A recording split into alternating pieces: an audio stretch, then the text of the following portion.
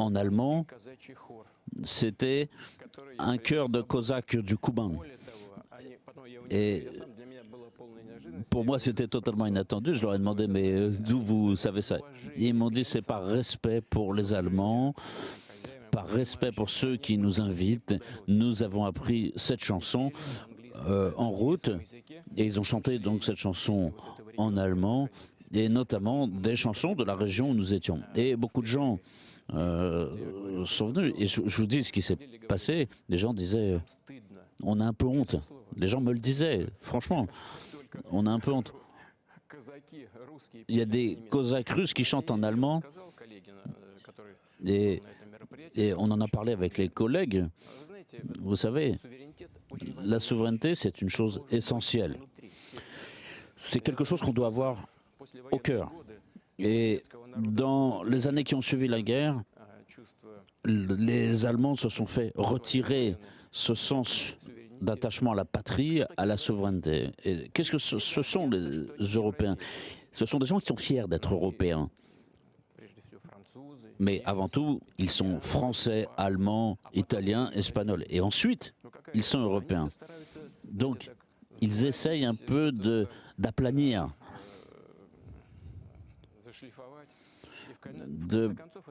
d'arrondir les angles. Mais ça se manifeste notamment sur le plan économique et sur la croissance économique. Et pour une bonne part, c'est le résultat du renforcement de notre souveraineté en matière d'investissement, en matière économique. Il y a beaucoup de producteurs qui ont quitté notre marché, et cela a provoqué quoi? C'est-à-dire que nos entreprises ont dû se ressaisir et produire elles-mêmes. Il y avait une nécessité impérieuse. C'était pas forcément. Il y a eu des instituts de recherche qui ont dû travailler à cela, à ce développement, des instituts spécialisés dans cela. Et tout cela ne fait que renforcer notre souveraineté technologique. La souveraineté, elle est diverse, elle est en matière de défense, elle est technologique, en matière d'enseignement, en matière culturelle. Mais pour notre pays, c'est une caractéristique particulière, parce que si on perd notre souveraineté, on perd l'État lui-même tel qu'il est. Donc le renforcement de cette souveraineté, c'est aussi le résultat de la croissance économique. Monsieur le Président, je vous propose de passer aux questions de nos citoyens. Vous avez évoqué la croissance économique. Effectivement, si nous regardons les indicateurs économiques, tout va bien. Beaucoup de nos entreprises sont chargées, les salaires augmentent, mais ces salaires, ils sont dépassés par la croissance des prix. C'est évoqué par les experts. Il y a un classement des régions où les citoyens ont posé les questions concernant la croissance des prix. Il s'agit des questions des régions à l'est, et il s'agit de la région de Kaliningrad.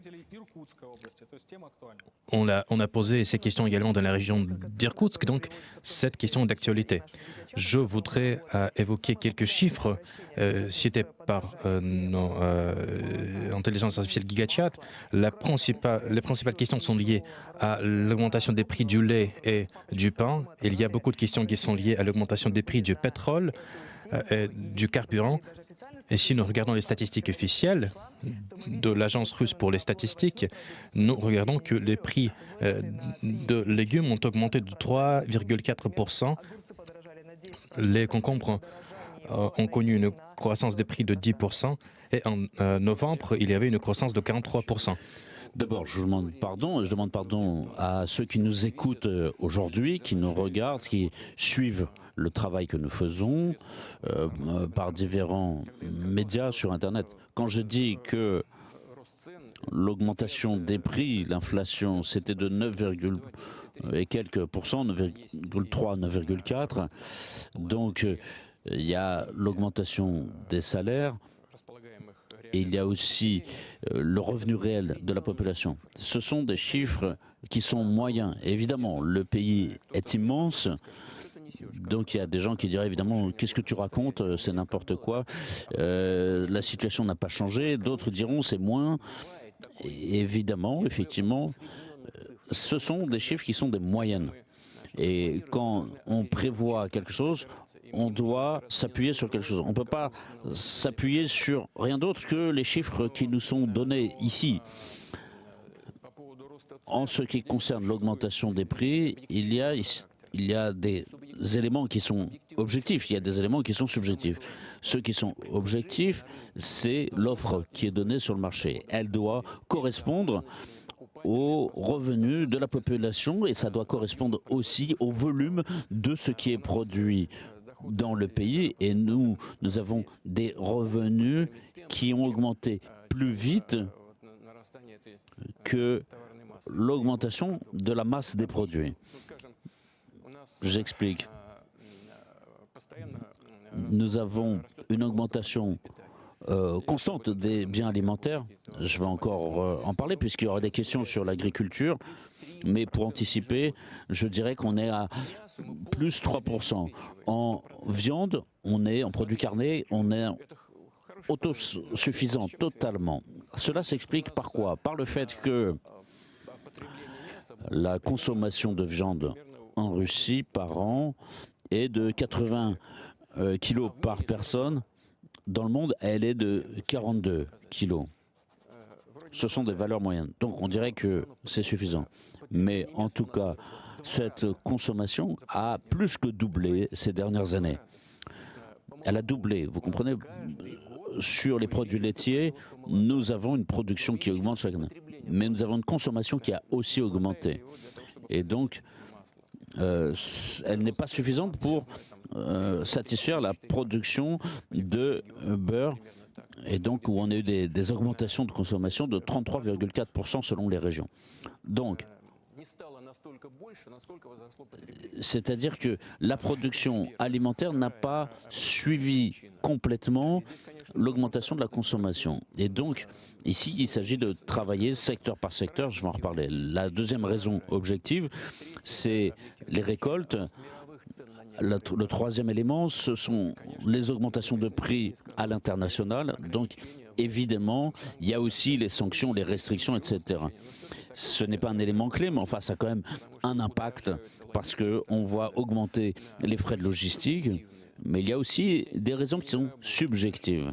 Ce sont des erreurs de notre part. Par exemple, certains experts supposent que la Banque centrale aurait pu réagir de façon plus efficace et de façon plus précoce que par l'augmentation du taux directeur. Mais je le répète encore, ces experts considèrent qu'on aurait pu faire cela plus tôt. Donc il y a d'autres mesures, je ne vais pas les énumérer maintenant.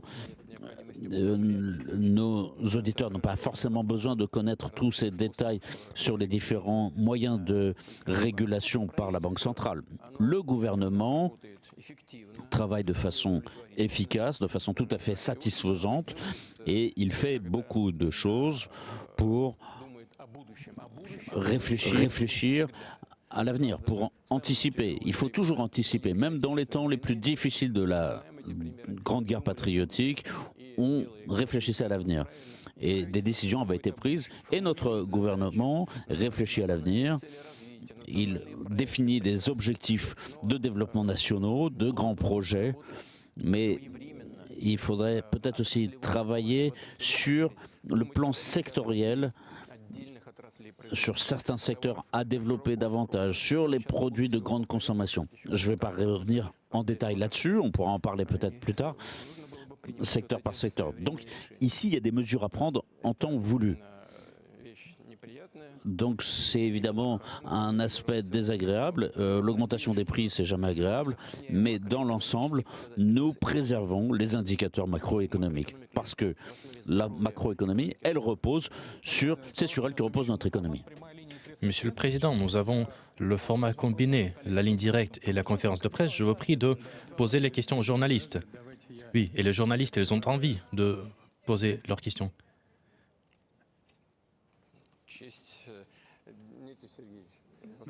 Monsieur Peskov,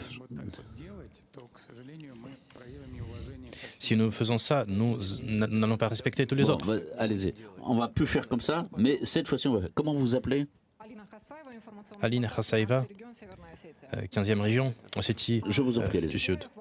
Dans les conditions d'aujourd'hui, il y a une question d'actualité, qui est la question des cadres militaires. Dans le Caucase du Sud, il y a beaucoup d'académies qui forment des militaires. Il y a notamment l'Académie des forces intérieures.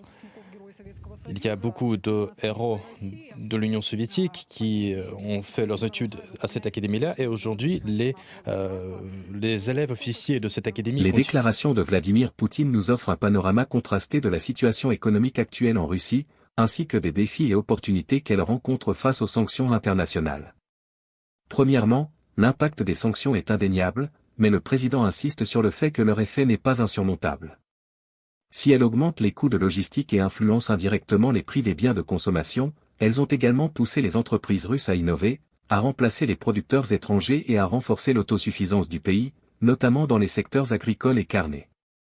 Deuxièmement, l'inflation est une réalité, avec une hausse des prix avoisinant 9,3 à 9,4%.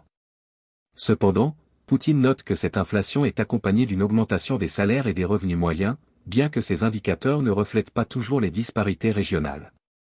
La gestion de cette situation exige une politique économique proactive et équilibrée, qui prenne en compte les limites de la production locale et la nécessité d'une consommation maîtrisée.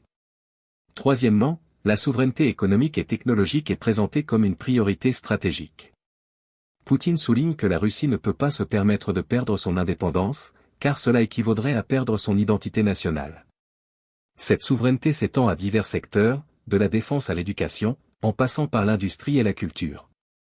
Quatrièmement, malgré les difficultés, il insiste sur la nécessité de penser à l'avenir. L'histoire russe montre que même dans les périodes les plus difficiles, comme durant la Grande Guerre patriotique, des décisions visionnaires ont été prises pour préparer le futur. Aujourd'hui, les grands projets nationaux et les objectifs de développement sont perçus comme des instruments essentiels pour maintenir une trajectoire de croissance à long terme. Enfin, Poutine reconnaît les erreurs internes et appelle à davantage d'efficacité, notamment de la part de la Banque centrale, pour anticiper et atténuer les chocs économiques. Cette transparence partielle vise à rassurer sur la capacité du gouvernement à gérer ces défis. Alors, la stratégie russe repose sur un équilibre délicat, absorber les impacts des sanctions tout en renforçant les fondations économiques et sociales du pays. Si l'avenir reste incertain, le message central est clair, la résilience et l'autosuffisance seront les clés pour surmonter les crises actuelles et se positionner durablement dans un monde multipolaire. Et vous, pensez-vous que cette approche permettra à la Russie de relever les défis économiques actuels? N'hésitez pas à partager votre opinion en commentaire.